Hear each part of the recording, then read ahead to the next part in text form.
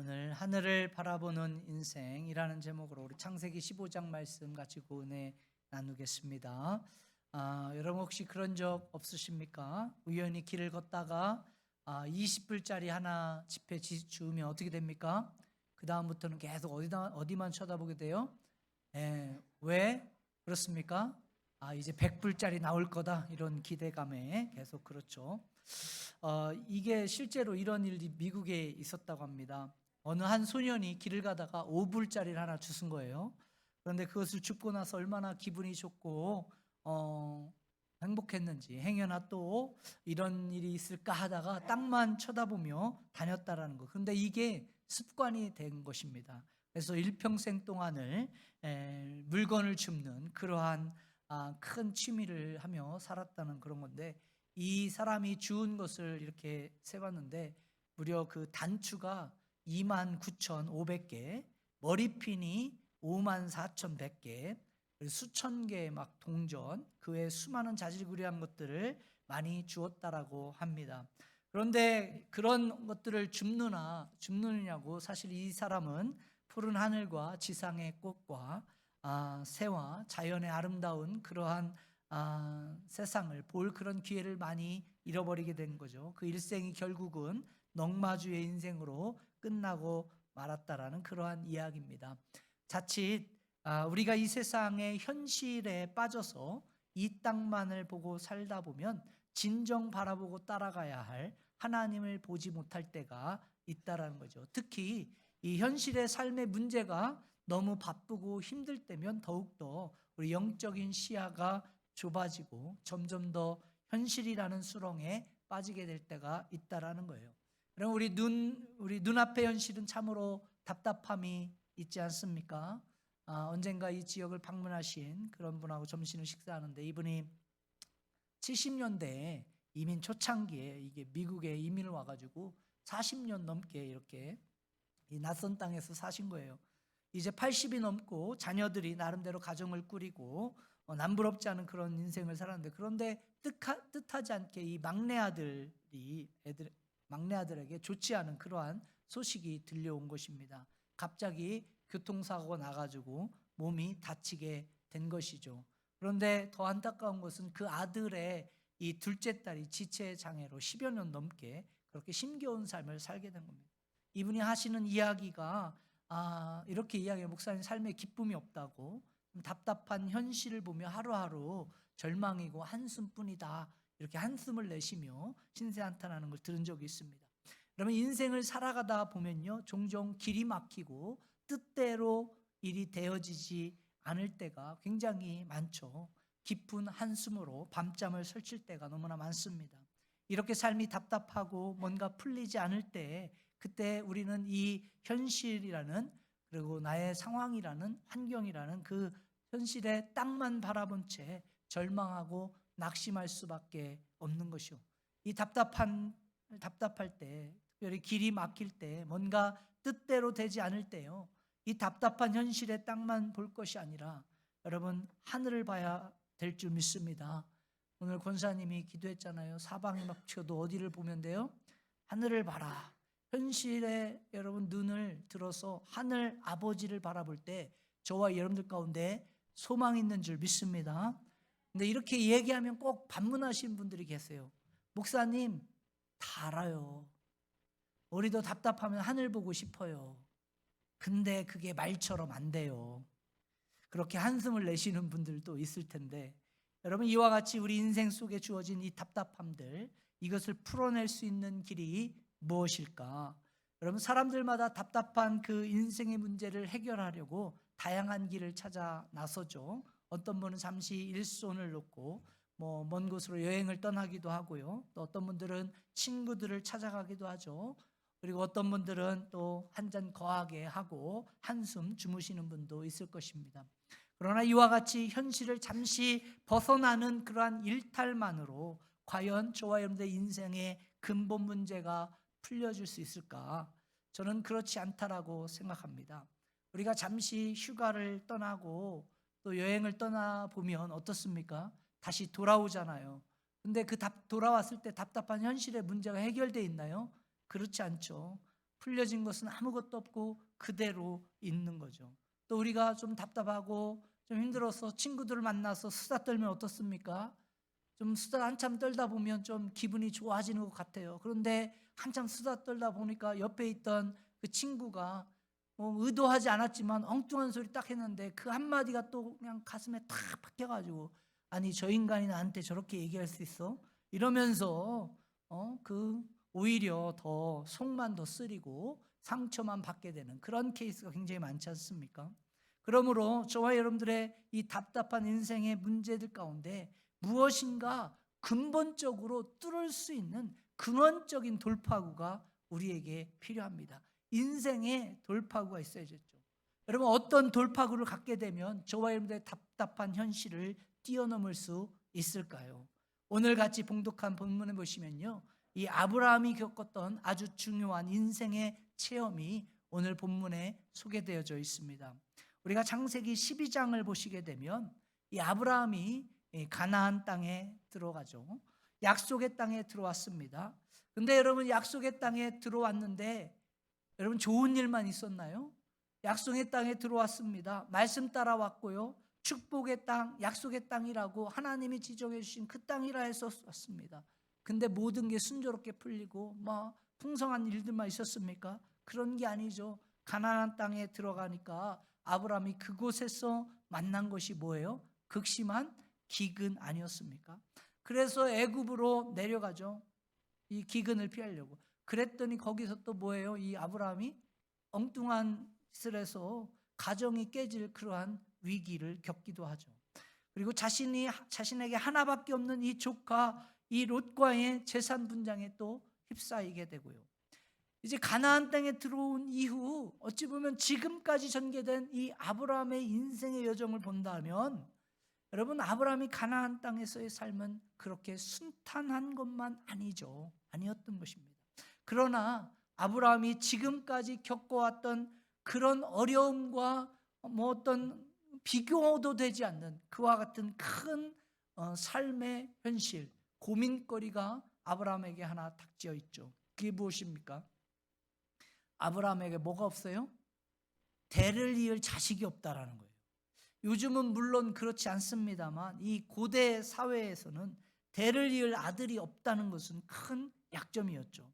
더구나 한 부족을 이끌어야 하는 이 족장의 입장에서 후계자가 없다는 사실은 굉장히 치명적인 약점이 아닐 수 없었습니다. 나이는 점점 들어가는데 이마에는 주름살이 깊게 패해져 가는데 여러분, 아브라함에게는 자식을 낳을 그 어떤 가능성조차도 보이지 아니한 것입니다. 왜냐하면 아브라함이 하란을 떠날 때 그의 나이가 몇 세다 이렇게 이야기합니까? 75세였죠. 그러니 오늘 본문에 도착했을 때는 그보다 더 나이가 들었을 때입니다. 그리고 자기 부인 그 사라 나이가 어떻게 됩니까? 10살 정도 차이가 나니까 사라 나이도 어떻게 해요? 65세가 넘은 그러한 시점이죠. 쉽게 표현하면 이제 아기를 낳을 수 있는 그러한 기능이 없는 거죠. 어떻게 보면 단산한 그런 시점이다 이렇게 말할 수 있는 것입니다. 그래서 히브리서 11장 11절 말씀을 한번 보시면 같이 한번 읽어봅니다. 히브리서 11장 11절 시작. 믿음으로 사라 자신도 나이가 많아 단산하였으나 잉태할 수 있는 힘을 얻었으니 이는 약속하신 일을 미쁘신 줄 알았습니다. 그 다음 12절 말씀 보면 분명 이 아브라함에 대한 말씀이죠. 12절 말씀 또 한번 같이 읽어볼까요? 시작. 이러므로 죽은 자와 같은 한 사람으로 말미암아 하늘의 허다한 별과 또 해변의 무수한 모래와 같이 많은 후손이 생육하였느니라. 아브라함의 육체적인 어떤 조건은 죽은 자를 방불케 했다 이렇게 표현한 거죠. 여러분, 우리가 흔히 말해 이런 조건 있잖아요. 무덤 안에 있으나 밖에 있으나 별반 차이가 없다.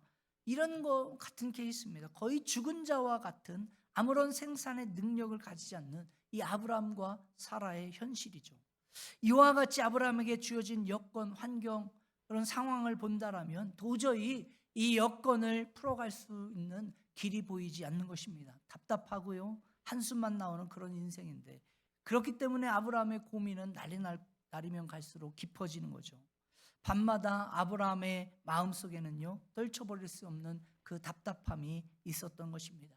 자기 육신의 그 조건을 생각하면 도저히 해답이 보이지 않고요, 길도 보이지 않는 것이죠. 아브라함 자신의 현실은 자식을 가져야 되는데 이 답은 없고 길은 보이지 않는 이와 같은 답답하고 힘든 어려운 상황 속에서 밤잠을 자지 못한 채 이리 저쪽 저리 뒤쪽 이와 같이 긴 밤을 새우고 있는 아브라함을 여러분 한번 상상해 보십시오. 마치 지난밤 긴 밤을 여러분 설치고 이 자리에 나와서 지금 눈이 거의 한 90% 정도 감겨 있는 오늘 저와 여러분들의 모습 같지 않습니까? 여러분 이와 같이 밤잠을 설치며 뒤척이는 아브라함에게 누가 찾아오신 거예요? 하나님 찾아오신 겁니다. 그리고 하나님 찾아오셔서 음성을 들려주시는 거죠. 오늘 이 하나님의 음성이 동일하게 여러분 가운데 들려지기를 간절히 소망합니다. 우리 15절 말씀, 15장 5절 말씀 같이 한번 읽습니다. 시작. 그를 이끌고 밖으로 나가 이르시되 하늘을 우러러 무뼈를 셀 수 있나 보라. 또 그에게 이르시되 네 자손이 이와 같으리라. 여기서 하나님께서는요, 아브라함으로 하여금 두 가지 중요한 액션을 취하게 하십니다. 첫 번째 액션이 뭐냐면요, 그를 이끌고 어디로? 밖으로 나가셨다는 거예요. 여러분 문제가 있고 고민이 있을 때 우리가 침상에 누워서 뒤척인다고 문제가 해결되는 것이 아니라는 거예요. 침상에 누워서 머리를 굴리고 계산을 한다고 해서 인생의 복잡한 문제가 풀리는 것이 아니라는 거죠. 그때는 밖으로 나오는 지혜가 필요하다라는 것입니다. 여러분이 수렁에 빠졌을 때 여러분 빠져나오려고 발버둥 치며 발버둥 칠수록 더욱더 깊은 수렁으로 빠져들간다는 것이죠. 문제가 있을 때 여러분 계속해서 문제만 묵상하다 보면 그 문제에 더 깊이 빠지게 되는 것입니다. 답답하고 힘들다고 여러분이 그 안에서 발버둥 치면 더 힘든 상황으로 갈 수밖에 없는 거죠. 이런 면에서 하나님은 일단 아브라함을 어디로 이끄셨어요? 밖으로 나오게 하신 거예요. 오늘 여러분의 인생 가운데서도요, 답답한 일이 있을 때 일단 한 현실을 벗어나 보는 것이 필요합니다. 제가 아는 어떤 그런 분은 사업을 하시다가 사업이 잘 안 되어서 너무나 답답한 일이 있을 때마다 그냥 새벽 3시가 되면 차를 몰고 가신대요. 그리고 프리웨이를 막 90마일, 100마일 이렇게 달린다며. 그렇게 달리고 나면 좀 마음이 풀려진대요. 여러분 정말 답답하시면 정 안 되겠거든. 그래도 한번 해보십시오. 그렇다고 너무 가속 밟고 또 목사님 때문에 티켓 뜯겼다고 그러지 마시고, 아니면 여러분 가든허브가 얼마나 좋습니까? 올해 우리가 팔복 하이킹을 했는데 여기 30년 40년 살면서 처음 거기 가보셨다고 하시는 분들도 계시더라고요. 여러분 한번 가보세요. 그런데 여러분 우리가 이와 같이 우리에게 주어진 현실 밖으로 나오는 것만으로 과연 우리 안에 있는 그 답답함들이 풀어질까? 여러분 그냥 밖으로 나아가는 것만으로 충분하지 않다는 것입니다. 오늘날 많은 사람들이 답답한 고민 앞에 섰을 때, 이 풀 수 없는 문제 앞에 섰을 때 이와 같이 인간적인 방법으로 밖으로 뛰어나가는 것으로 끝나기 때문에 다시 문제 속으로 되돌아가는 것을 보게 되죠. 그렇기 때문에 하나님께서는요, 아브라함에게 밖으로 나가라는 첫 번째 액션을 요구하신 후에 두 번째 무슨 액션을 취하게 하십니까? 아브라함으로 하여금 하늘을 우러러보게 하신 거죠. 영어 성경을 보니까 Look up at the heavens and count the stars 이렇게 번역을 했습니다. 단순히 스카이, 하늘이라는 어떤 눈에 보이는 그러한 물체를 바라보는 것이 아니죠. 하나님이 준비해 놓으신 하나님의 세계, 하나님 나라, 찬란한 천국의 영광을 보라 하신 것입니다. 여러분 아브라함이 지금까지 고민의 침상에서 뒤척거리다가 밖으로 나왔습니다. 하나님의 지시함을 따라서 하늘을 바라보았죠. 여러분 아브라함이 침상을 박차고 나와서 하늘을 바라보는 순간 여러분 아브라함이 목격한 것이 무엇입니까? 아브라함은 밤하늘에 빛나는 수천수만의 별들을 보게 된 것입니다. 이것은 지금까지 그가 한 번도 경험해 보지 못했던 영광된 그와 같은 세계였습니다. 그때 하나님께서 아브라함에게 뭐라고 말씀하십니까? 내 자손이 이와 같으리라. 여러분 이 말씀을 듣는 순간 아브라함의 눈이 확 열려진 거예요.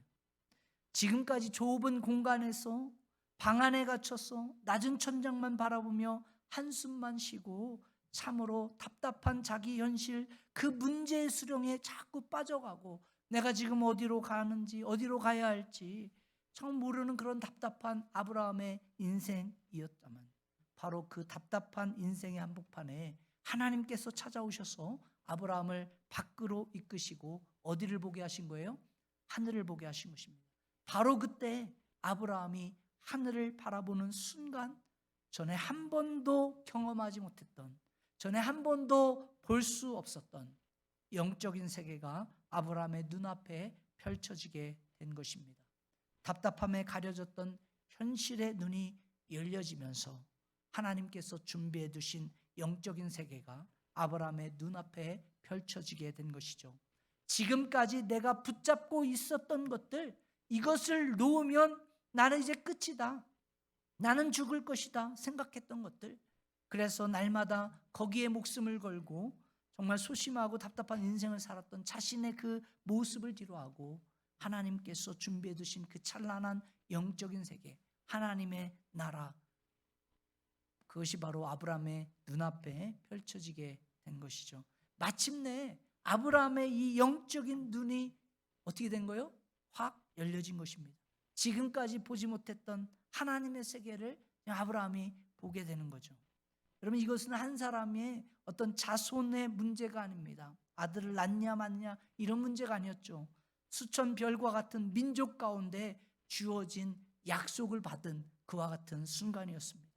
여러분, 이것은 한 부족이 대를 잇는 문제가 아니었습니다. 하나님의 영원한 그 구속의 역사, 언약이 쥐어진 그와 같은 순간이라고 할 수 있는 것이죠. 여러분, 바로 이 시점부터 아브라함의 인생에 변화가 일어났습니다. 아브라함이 하늘을 바라보는 순간 아브라함의 가슴은 하나님의 약속으로 가득 차게 된 것이죠. 여러분, 우리가 알고 있는 대로요, 이 아브라함의 인생 가운데 언약을 받은 이후에 여러분, 이 아브라함의 인생에 어려움이 없었습니까? 힘듦이 없었나요? 고난이 없었나요? 아닙니다. 수많은 역경들이 찾아왔었죠. 그러나 아브라함은 그날 밤 하늘을 바라보는 가운데 그 붙잡았던 그 약속의 말씀을 가슴에 안고 끝까지 달려서 믿음의 위대한 조상이 된 것을 성경은 오늘 저와 여러분들에게 증언해주고 있습니다. 오늘 저와 여러분들에게도 이와 같은 믿음의 축복이 필요한 줄 믿습니다. 여러분의 인생 가운데 아무리 답답한 일이 있다 할지라도, 아무리 힘든 일이 있다 할지라도, 우리가 이민 생활하면서 여러분 살아가다 보면 누구에게 가서 시원하게 말하고 답을 얻지 못하는 그와 같은 답답함들이 있죠. 누구에게 찾아가도 답을 얻지 못할 그런 답답한 현실들이 분명히 저와 여러분들 가운데 있습니다.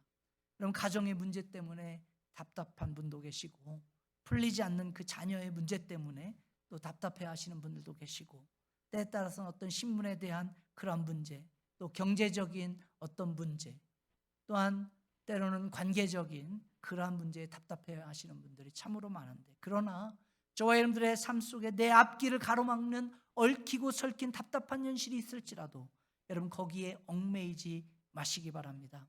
이제 일어나 밖으로 나와서 하늘을 바라보시기 바랍니다. 일어나 밖으로 나와서 하늘을 바라볼 때 그때 하나님께서 준비해 놓으신 그 길이 보이게 되는 것이죠.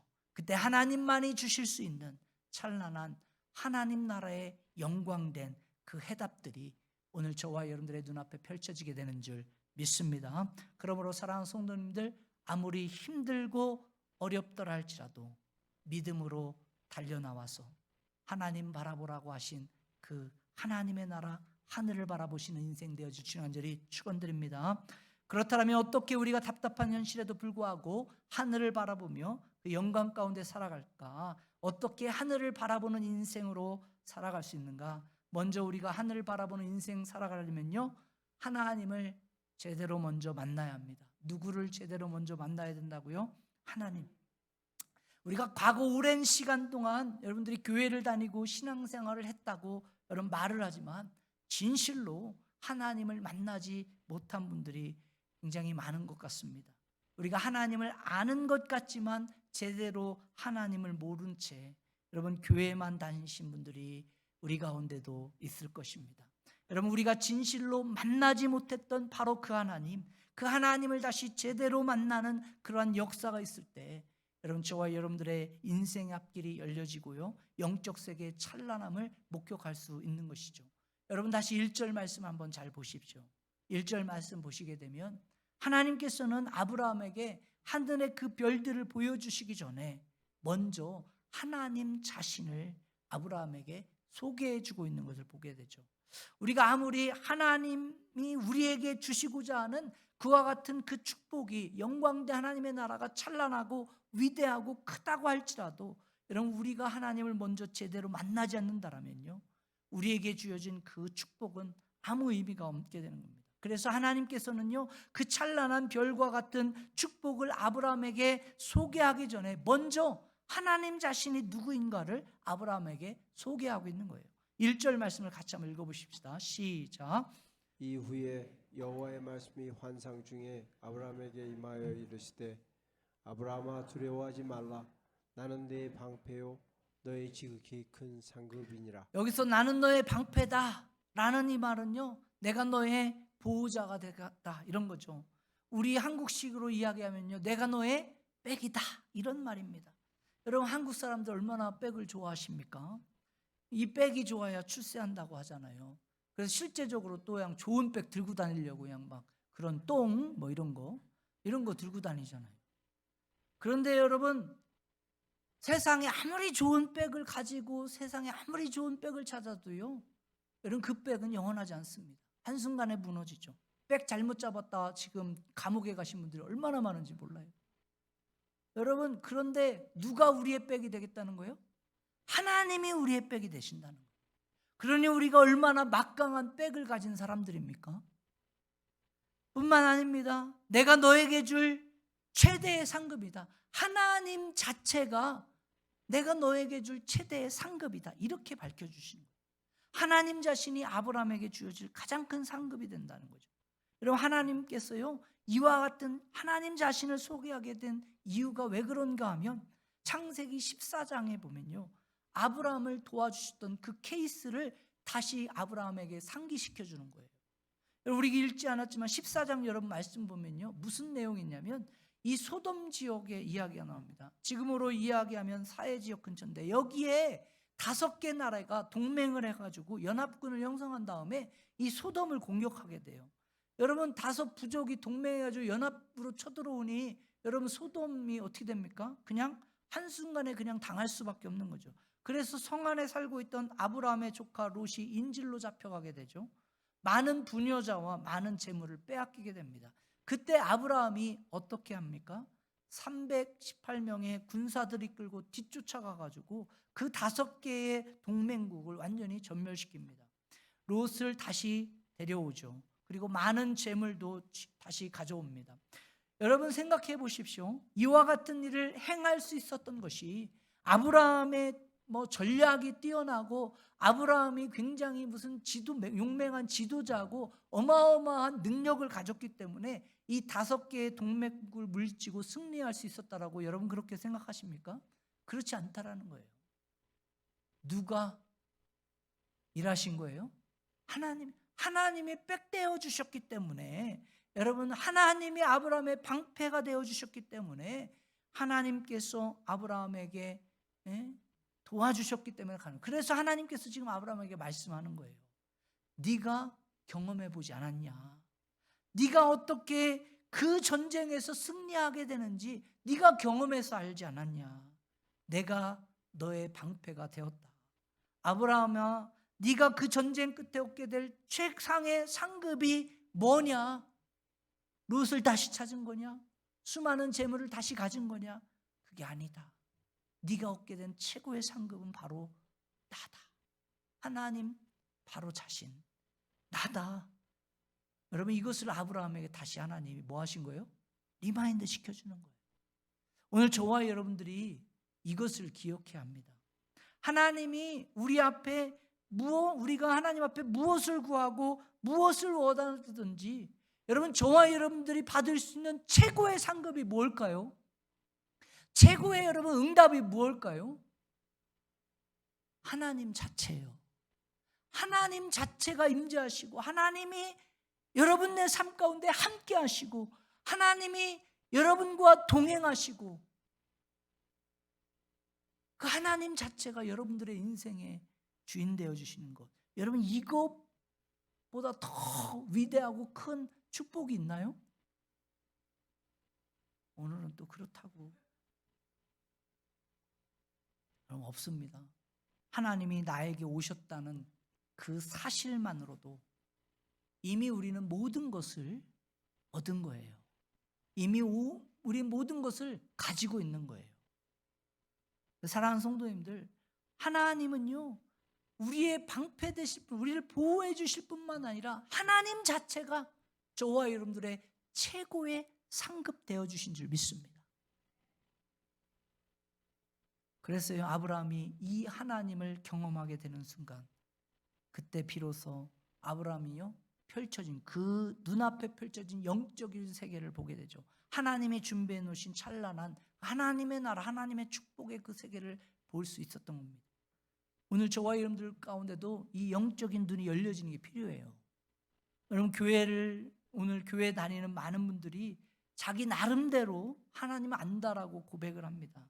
그러나 대화를 나누다 보면요, 많은 경우 그냥 지식적인 차원에서 하나님을 아는 것을 보게 돼요. 하나님에 관해서는 많이 합니다. 성경을 보고 설교를 듣고 교리적인 차원에서, 객관적인 차원에서 하나님에 관해서는 아시는 분들이 많이 있을 수 있어요. 그러나 여러분, 객관적인 차원에서 하나님에 관해서 아는 것만으로 여러분 믿음의 세계에 들어올 수는 없습니다. 하나님을 만나셔야 돼요. 체험해야 합니다. 개인적으로 주님이 나의 하나님이다 라는 것을 여러분 고백할 수 있어야 돼요.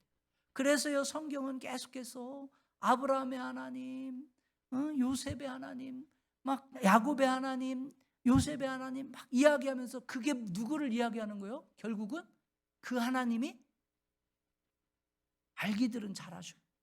설교가 필요 없어. 그게요, 나의 하나님 돼야 돼요.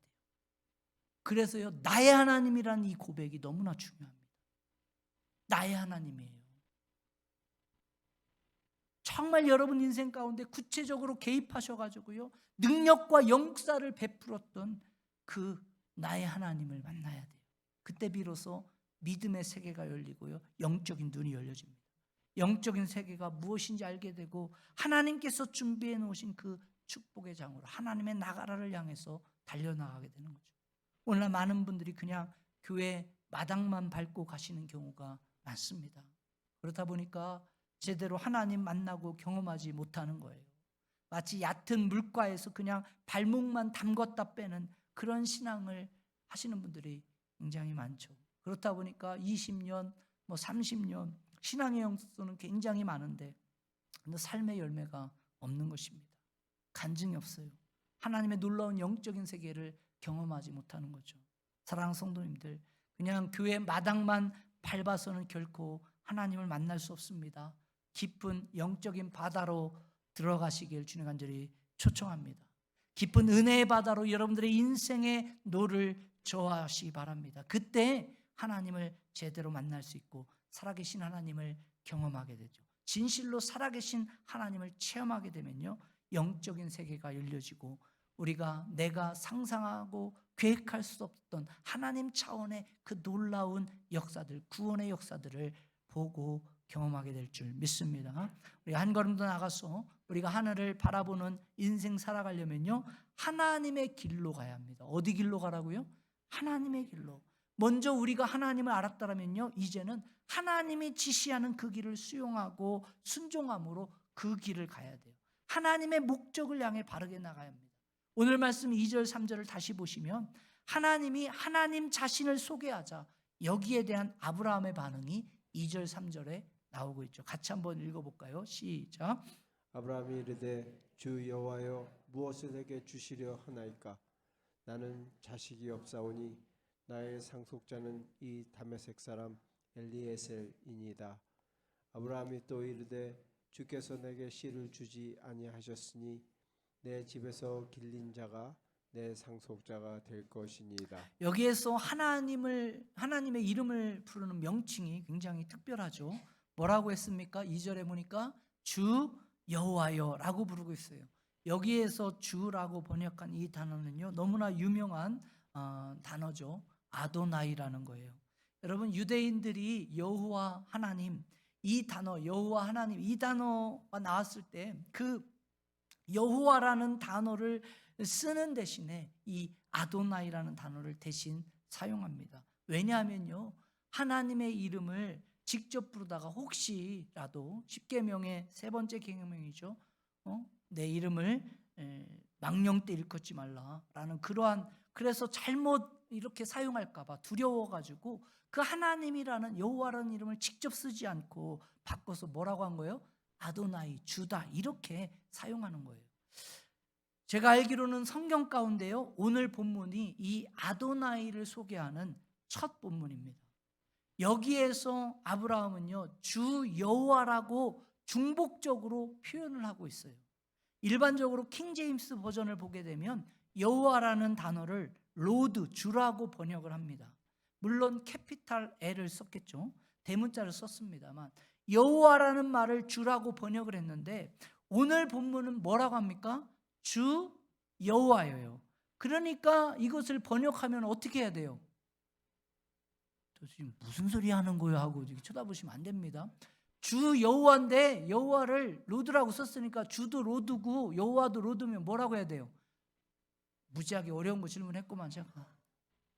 로드잖아요. 주 뭐 이게 좀 그렇잖아요. 그러니까 그래서 많은 영어 성경이 이걸 뭐 어떻게 번역했냐? 서버린 로드다. 절대적인 권세를 가진 주님, 절대적 주권을 가진 주님, 바로 그 주님에 대한 이름, 이게 뭐라고요? 아도나이다. 이렇게. 여러분, 이 아도나이라는 이름 속에는요, 하나님이 모든 것을 결정하신다라는 하나님의 절대적인 주권이 들어있는 거예요. 저와 여러분들의 인생이 살고 죽은 것이, 모든 것이 누가 그 권세를 갖고 있다라는 거예요? 하나님이요. 절대적인 하나님. 우리의 인생의 앞길을 열고 닫는 것, 누가 그것을 주관하신다는 거예요? 아도나이, 주 하나님이라는 거예요. 그런데 오늘 본문에 보면 이 아브라함의 항변은 무엇입니까? 주 여호와 하나님, 하나님이 모든 것을 결정하시고 결정권자 아니십니까? 내 인생의 앞길을 열 수도 있고 닫을 수 있는 분이 유일한 능력자가 하나님 자신 아닙니까? 그런데 하나님이 주 되신 하나님이 길을 여시면 얼마든지 자식을 가질 수도 있는데 어째서, 왜 주 여호와께서 나에게는 자식을 주시지 않으셨습니까? 이와 같은 반문이 아브라함의 고백 속에 포함되어 있는 거죠. 영적으로 조금 뭐 한 거예요? 꼬인 거죠. 삐딱선을 탄 겁니다. 하나님에 대해서 알고는 있는데 뭔가 조금 삐딱한 채 아브라함이 하나님을 향해서 반문하는 거죠. 그래서 아브라함이 2절 후반부에 보니까 뭐라고 하나님께 이야기하는 거예요? 내 자식이 없으니까 상속자는 누구다? 엘리에셀이다. 그러면서 3절에 보세요. 뭐라고 했나? 같이 읽습니다. 시작. 또 이르되 주께서 내게 씨를 주지 아니하셨으니 내 집에 길른 자가 내 상속자가 될 것입니다. 여러분, 이것이 아브라함이 내놓은 뭐예요? 결론이에요.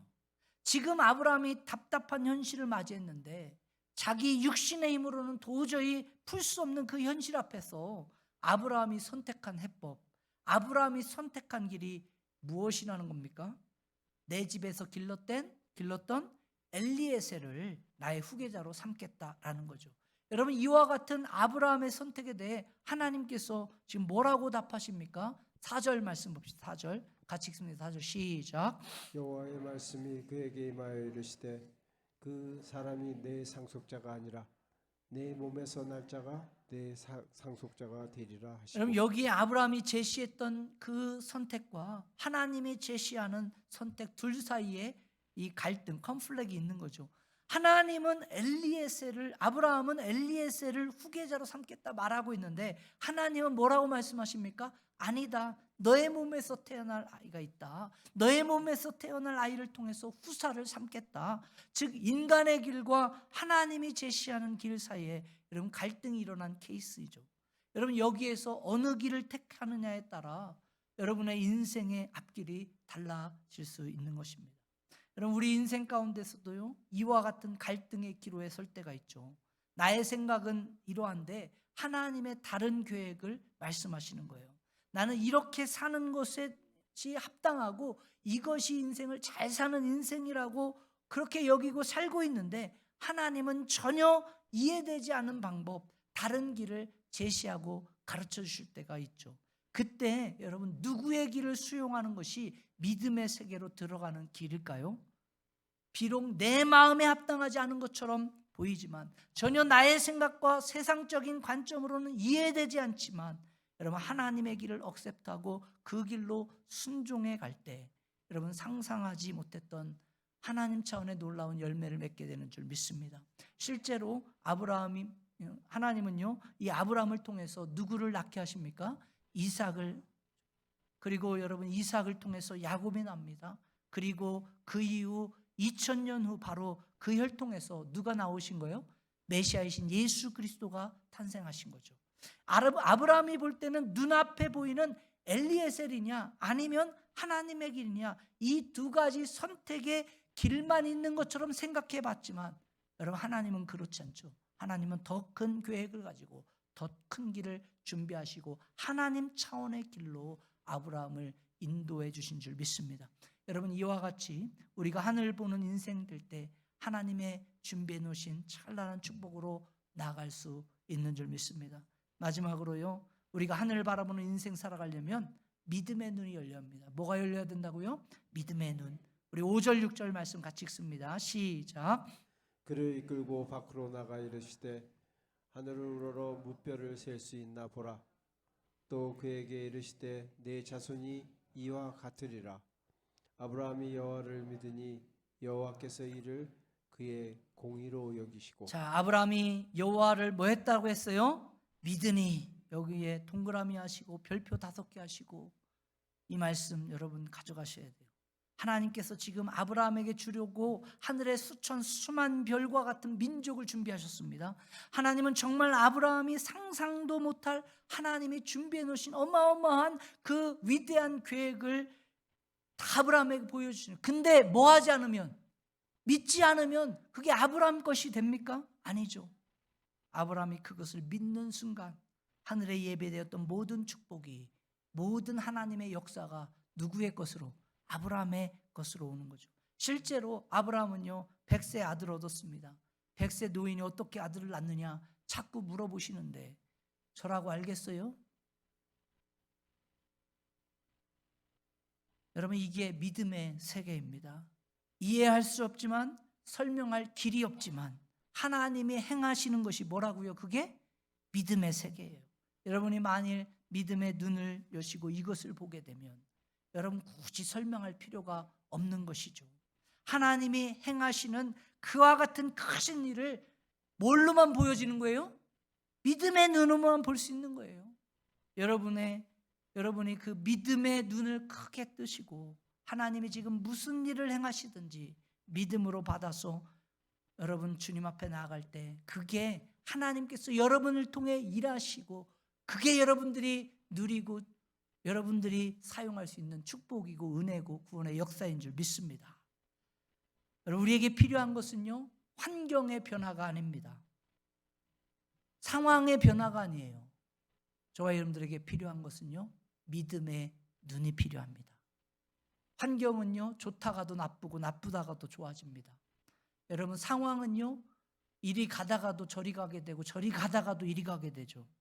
그러나 저와 여러분들의 주어진 환경이나 여건이 어떠할지라도 우리가 뭐를 가지고 믿음의 눈을 가지고 믿음의 시각을 가지고 바라볼 때 여러분 어떠한 환경이든 상황이 변하든 우리는 오늘도 우리를 통해 일하실 하나님의 역사를 경험하게 되는 줄 믿습니다.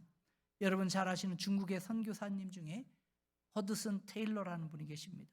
이분이 차이나 인랜드 미션을 처음 시작하신 분인데 내지 선교회라고 수많은 선교사들을 양성하고 중국 땅에 변화시킨 위대한 선교의 아버지죠. 이분이 중국 형제들을 많이 양성하고 그들 가운데 지금 사역자를 세워 곳곳에 파견하고 복음을 전하게 하고 교회 개척을 했습니다. 하루는 어떤 사역자가 이 허드슨 테일러에게 찾아와가지고 신세한탄을 하는 거예요. 내가 열심히 복음을 전해보았는데 열매가 없습니다. 사람들을 나를 향해서 공격하고 대어들고 점점 내 마음은 지쳐만 갑니다. 이런 상태에서 더 이상 사역을 할 수 없습니다. 지금 내 마음속에는 좌절감과 상처밖에는 남아있지 않습니다.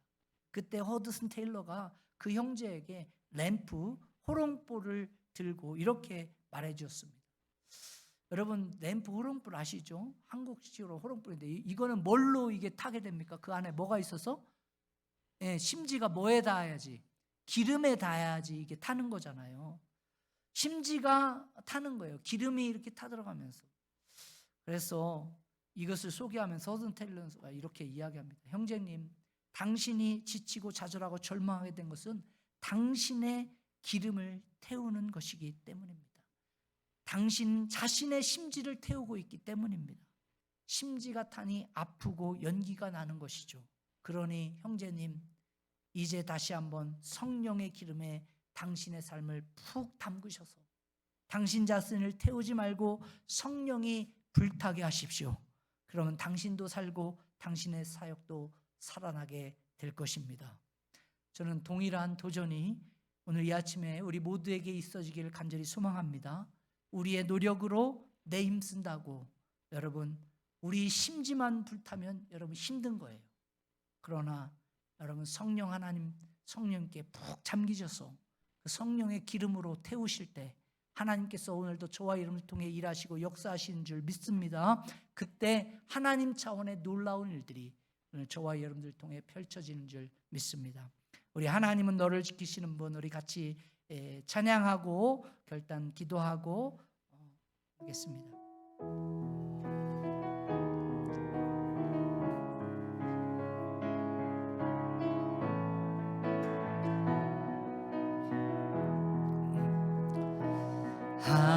하나님은 너를 지키시는 너의 우편을 그늘 대시니 낮의 해와 밤의 달도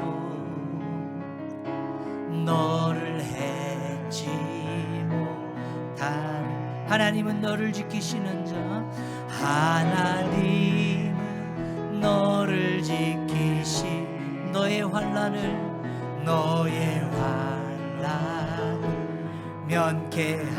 면케하시니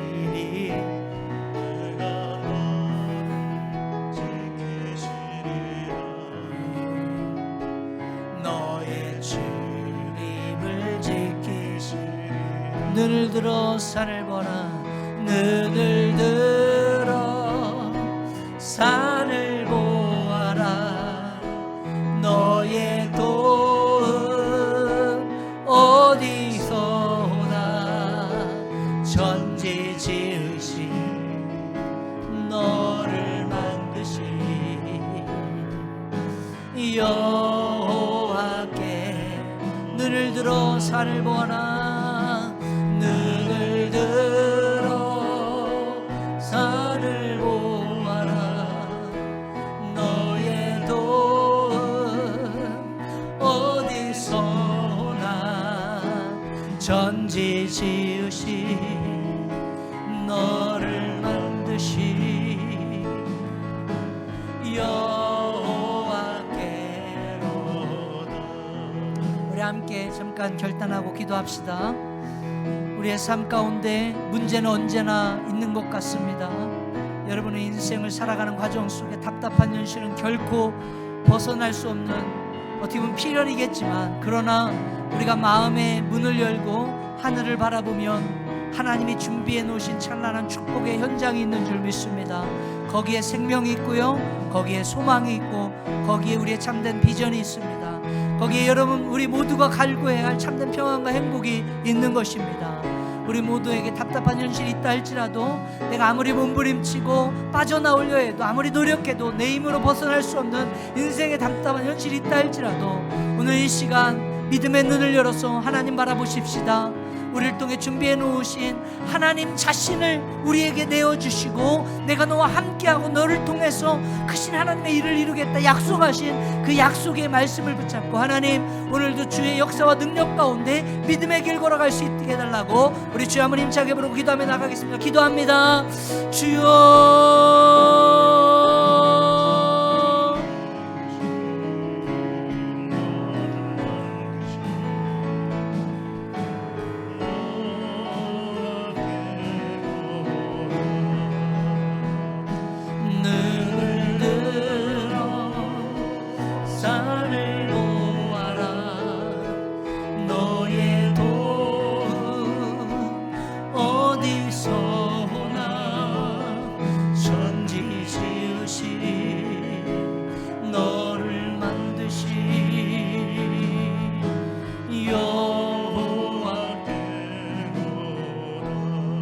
사랑의 하나님, 정말로 빠져나오고 싶고 헤쳐나오고 싶지만 도저히 그럴 수 없는 답답한 현실이 나의 인생 앞에 있습니다.